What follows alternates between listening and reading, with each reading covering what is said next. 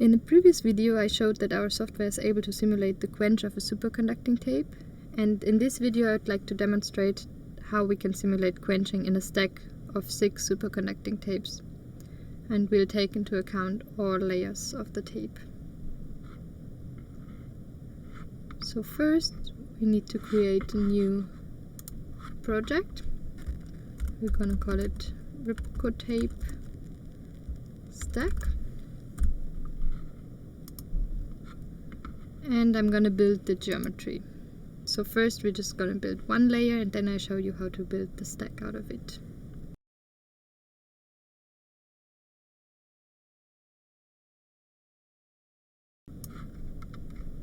Okay, so far that's just the same tape that we also had in the other video. We have copper, substrate, a very thin Repco layer, and then again copper. And now I'll show you how to put it into a stack. So for the stack we need one more box which forms the connection, and actually we'll take a non-insulating tape, so there is also conductivity, like solder conductive connection layer.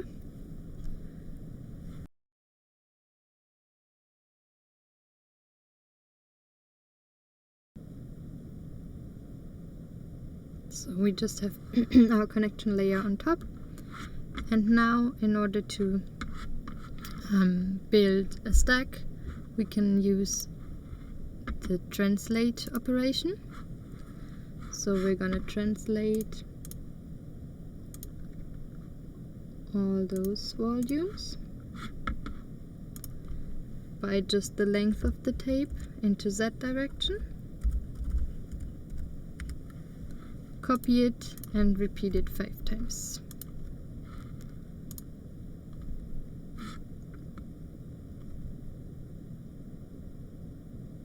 So now you can see we have 5 times this tape on top of each other, so the stack, and now we only have to remove the last connection layer, so that one. And our stack is ready. I'm just gonna build one box in the middle to keep track of the quenching, which starts in the middle, and then an air box around.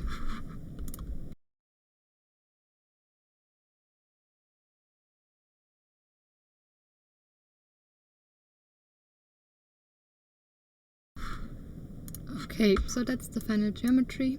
We have our stack, we have the airbox around, and we have that middle part to keep track of when the quenching starts.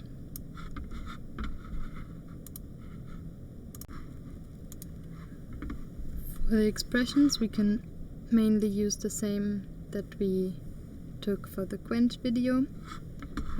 This time I'll not perform a parameter sweep on the contrast, but just set it to 0.8. So again we have this idea that the quenching starts because in the middle, because there's a lower critical current density in the middle part of the tape, so superconductivity will break first there, and it's 80% of the critical current density somewhere else in the tape. As said, all the other material parameters and expressions are the same, so I'm just gonna define them quickly.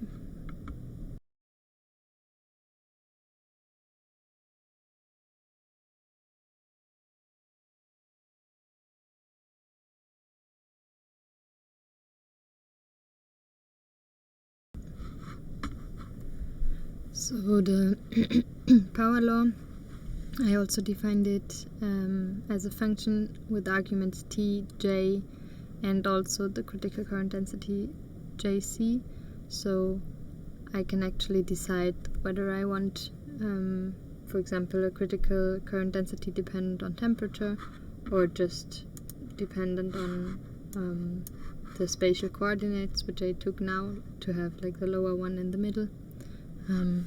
I can just take this function and plug then the correct or the chosen definition of JC in.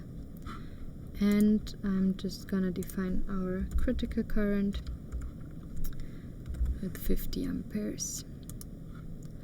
So that's it, and now we can continue to set our materials.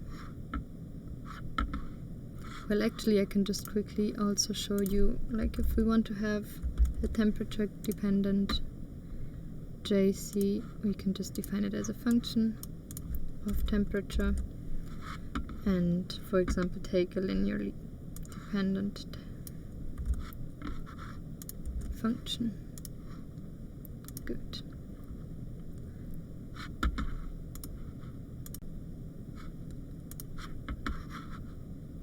For the materials, it's also mainly the same as we did for the other video, for the tape. So I'm just gonna define that one material that is different, or new in this case, which is solder.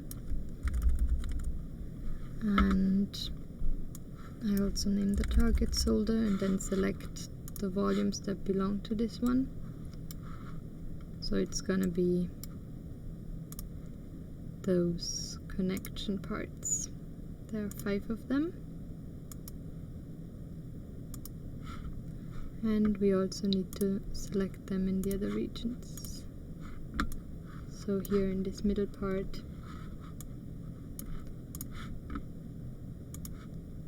and in the back part.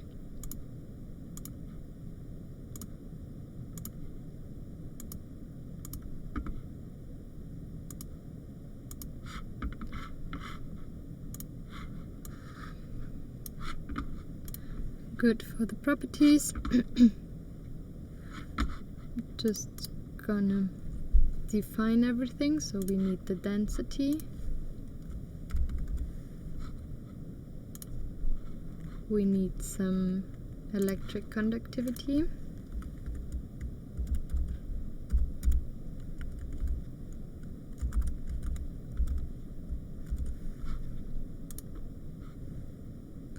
the heat capacity,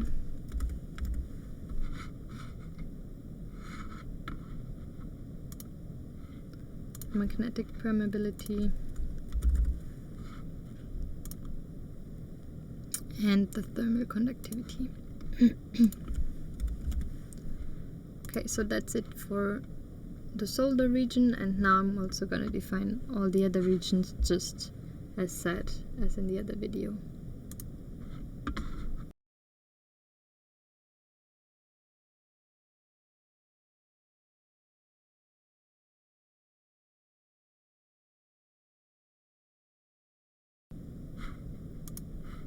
Okay, so that's it for the material definition, and now we can go over to define some more regions.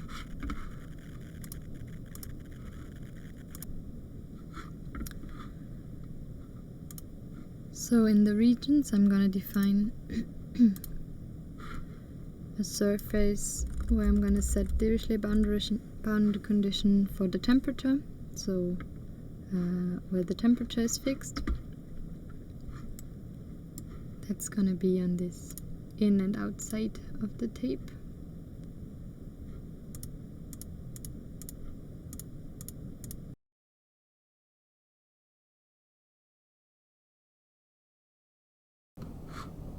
Alright. Then I'm gonna select all the volumes that are conducting. That is basically just all the volumes but the big air box around, so I'm just gonna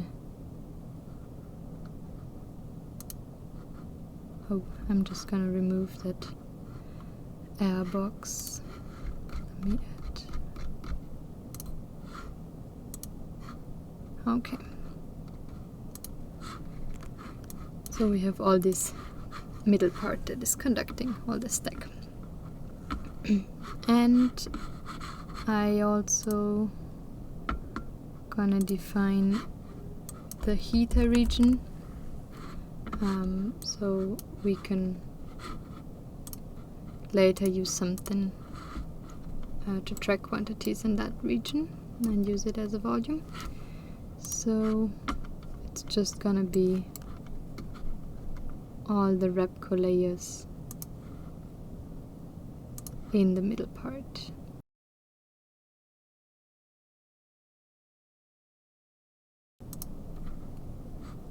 Okay, and finally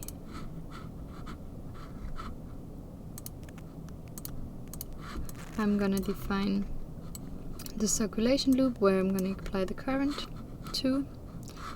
So the curve, circulation loop,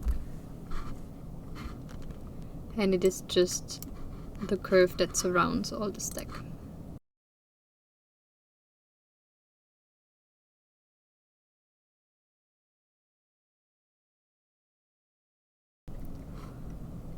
Alright, that's it for the regions, and we can continue to the physics.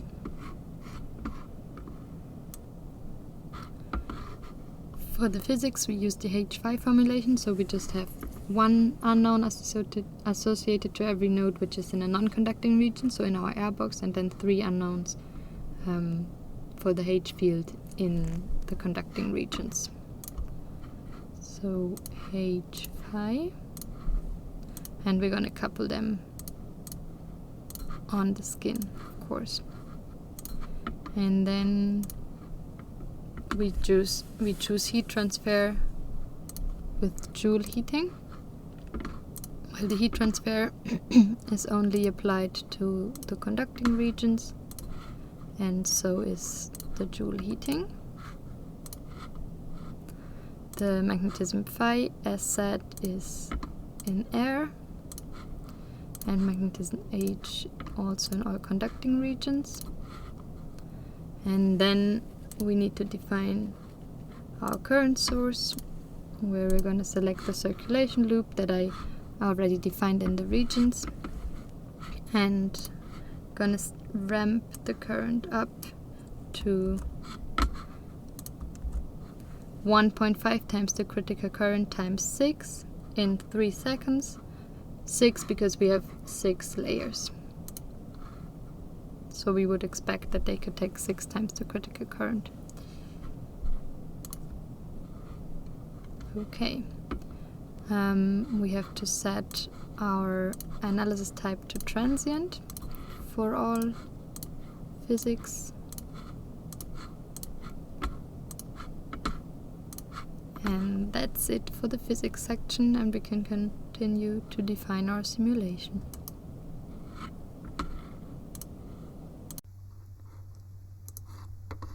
Okay, so now we can define the simulation.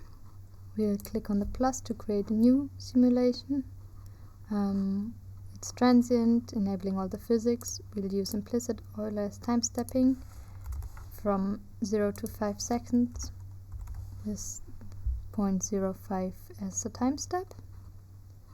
And we're going to set the minutes up so it will not expire.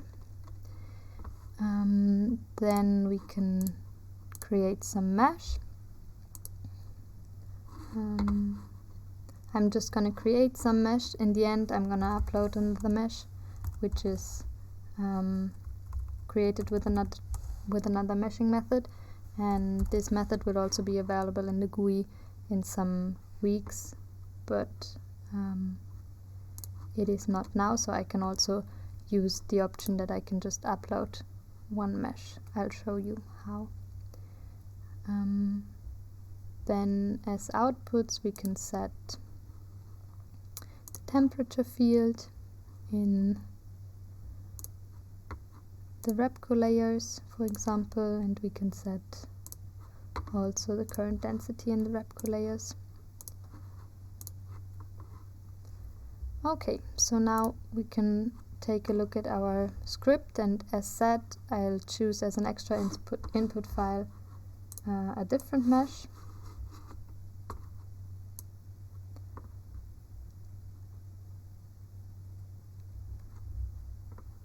And we can modify then some things in the script. So we need to load that different mesh instead and also scale it.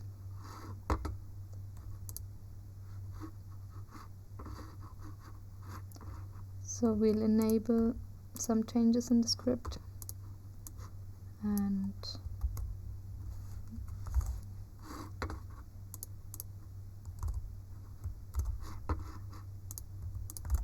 and load that other mesh stack, and scale it first to millimeters and then scale it in Z direction, because the geometry that I created is 10 times bigger in Z direction, to be visually like noticeable, especially the Repco layers, but now we can scale it before the simulation starts.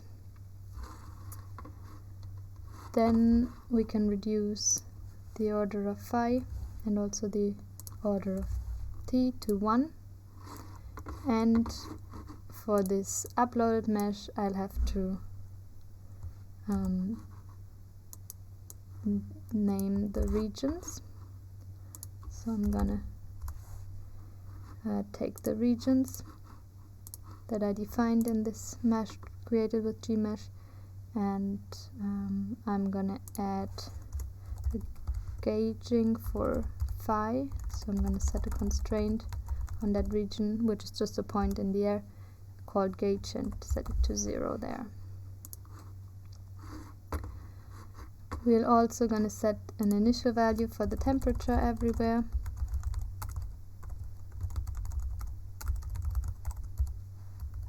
To 77 Kelvin.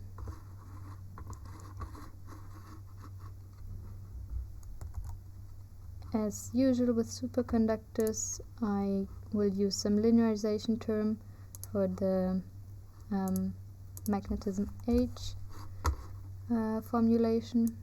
So I'm gonna plug this in here instead of this first integral.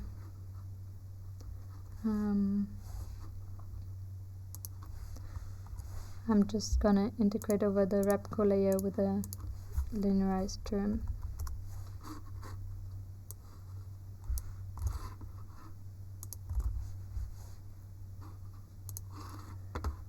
Okay, then for the time stepper, it's all fine. Final time is 5 seconds as said. We got the output fields here, and what we can do is we can scale our mesh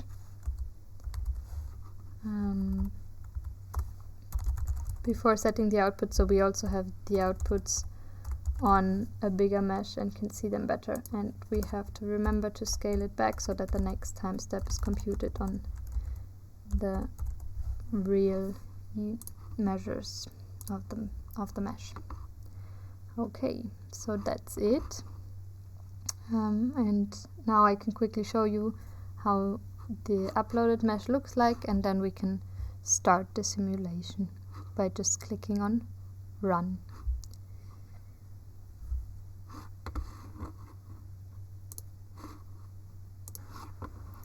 Okay, so that's how my mesh looks like. We have the stack here in the middle, and then air around.